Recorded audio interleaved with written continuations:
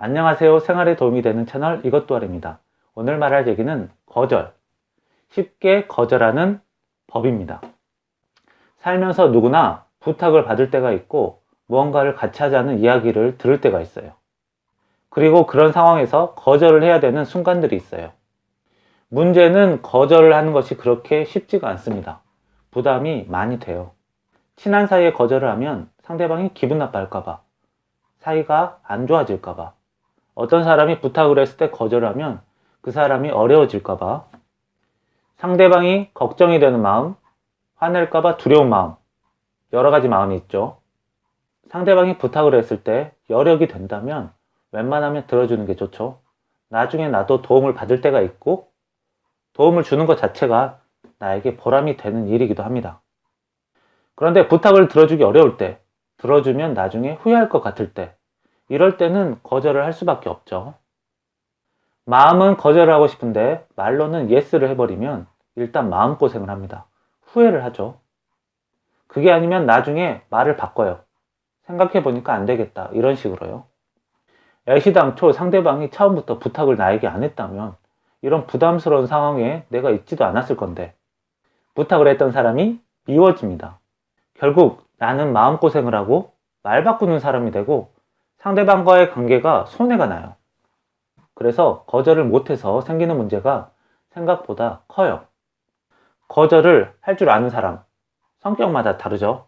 어떤 사람은 안 돼, 단호하게 말하기도 하고 어떤 사람은 미안하다고 말하기도 합니다. 어떤 사람은 자세하게 상황 설명을 하면서 거절하기도 하죠. 사람들이 자기 편한 대로, 자기 성격대로 거절을 합니다. 그런데 나는 거절이 이래저래 잘 안 된다. 이런 사람들은 이 방법을 써보세요. 거절을 할 때 내가 감당이 안 된다. 내가 감당이 안 되는 것 같아. 이렇게 말하면 됩니다. 미안하다고 하면서 내 상황 설명을 주절주절 얘기하다 보면 괜히 내가 잘못을 한 것 같고 내가 능력 없는 사람이 된 것 같고 이런 느낌이 들 때가 있어요. 그런데 감당이 안 된다고 하면 내가 죄인이 된 것 같은 느낌, 쓸모없는 사람이 된 것 같은 느낌이 잘 안 들어요. 그리고 거절을 받는 사람도 그렇게 기분이 나쁘지가 않아요. 게다가 상대방이 더 말을 하는 게 어려워져요. 그런데도 불구하고 상대방이 계속 말한다는 것은 매너가 좀 없는 경우입니다. 이럴 때에는 그냥 가만히 있거나 했던 말을 다시 하면 돼요. 내가 잘 감당이 안 돼서 그래. 사실 저도 거절하는 일이 쉽지가 않습니다. 하지만 이 방법이 조금은 도움이 된 것 같아요.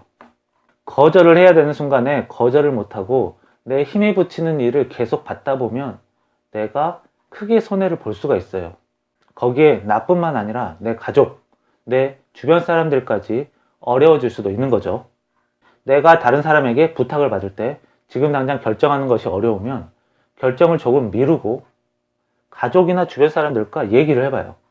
그래도 도저히 안 되겠다라고 하면 방금 제가 말한 방법으로 거절을 하는 것이 좋습니다. 내가 감당이 잘 안 된다. 잘 써먹으세요.